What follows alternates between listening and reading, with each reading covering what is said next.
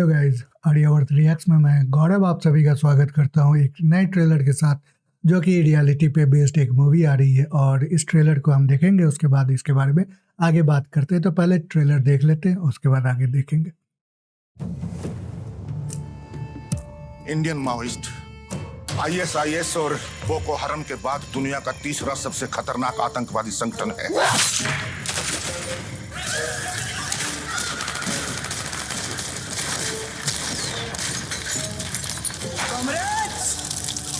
बस्तर का red action Delhi को हिला के रख दिया है। 76 कुत्ते मारे हमने।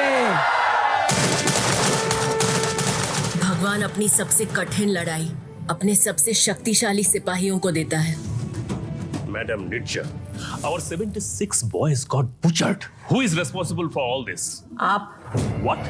Honourable home minister. 76 CRPF jawans should get 76 crores. Pakistan के साथ हुए 4 युद्धों में हमारे 8,738 जवान शहीद हुए हैं, लेकिन हमारे देश के अंदर नक्सलियों ने 15,000 से ज्यादा जवानों की हत्या की है। भारत सरकार का तिरंगा फहराने का साहस कैसे हुआ? दिल्ली के लाल किला पर लाल झंडा फहराने के लिए, भारत देश पर माओइस्ट गवर्नमेंट बनाने के लिए। खून की नदियां तो बहेंगी। एक नया इंटरनेशनल फोरम बन रहा है। इंडिया की नई ताकत को रोकना जरूरी है और इंडिया के खिलाफ हमसे इफेक्टिव पार्टनर और कौन होगा? Everything comes with a cost. 600 crore. मैंने अपना पति के साथ साथ अपना बेटा भी खोया है। हर घर से एक बच्चा उनको देना पड़ेगा, ऐसा नियम बनाया है उन्होंने। मना कर देते ना, सबको मार देते। पूरा इकोसिस्टम आज मेरे अगेंस्ट खड़ा है, लेकिन मुझे घंटा फर्क नहीं पड़ता। इन नक्सलियों को छोड़ूंगी नहीं इस बार।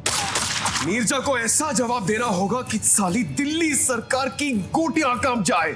100 years of communism and 100 million dead.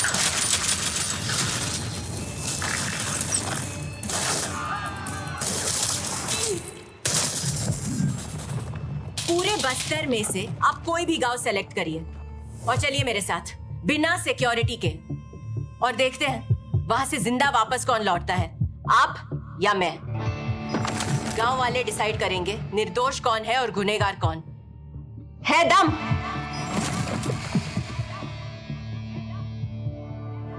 जय हिंद।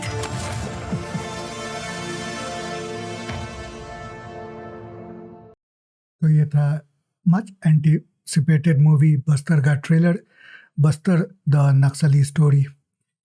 सही घटनाओं पे आधारित ये मूवी है और इस तरह की मूवी आना बहुत ही एक बड़ी बात है, बहुत ही करेजियस बात है। इससे पहले जो मूवीज़ आती थी, जिसको कहा जाता था बहुत करेज वाली बात है, वो ऐसी मूवी होती थी जो जनरली सभी को एक्सेप्टेबल होती थी। वो उसमें नक्सलियों को ही ऊपर एक रियल जो जस्टिस के लिए लड़ रहे हैं उस तरह के वॉरियर के रूप में दिखाया जाता था। बॉलीवुड में भी ऐसी मूवीज़ बनती थी जो कि कश्मीर में जो आतंकवादियों को बढ़ा चढ़ा के दिखाया जाता था, उनको हीरो के रूप में दिखाया जाता था। वैसा ही बस नक्सलियों को भी दिखाया गया है। बहुत ऐसी मूवीज आ चुकी है, लेकिन जो दूसरी साइड ऑफ स्टोरी है वो नहीं बताया जाता।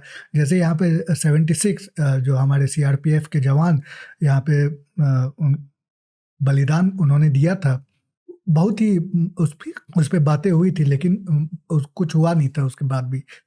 बाद में अब सरकार आई है, बदली है, तो बस्तर में अब जो वहाँ की सिचुएशन है बहुत ही अब कह सकते हैं कि बदल गई है, अच्छी बन गई है। रोड वहाँ आ चुके हैं, स्कूल खुल रहे हैं।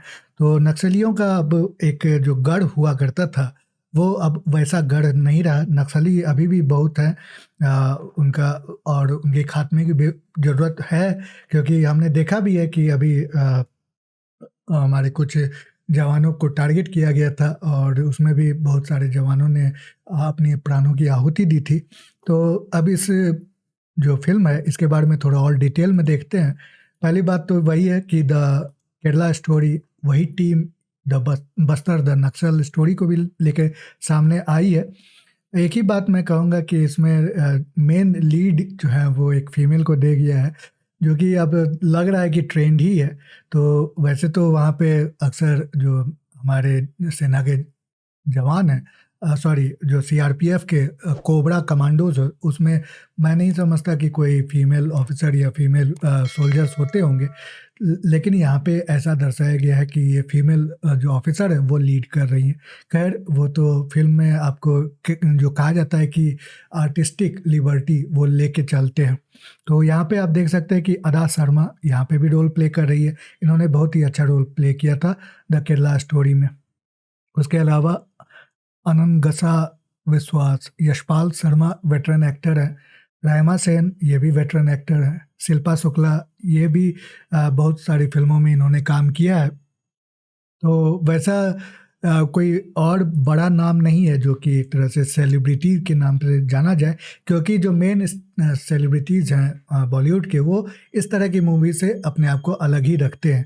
तो सुदीप्तो सेन और विपुल अमृतलाल शाह द्वारा ये निर्देशित है और लिखा भी गया है उन्हीं दोनों द्वारा, एक अमरनाथ झा द्वारा।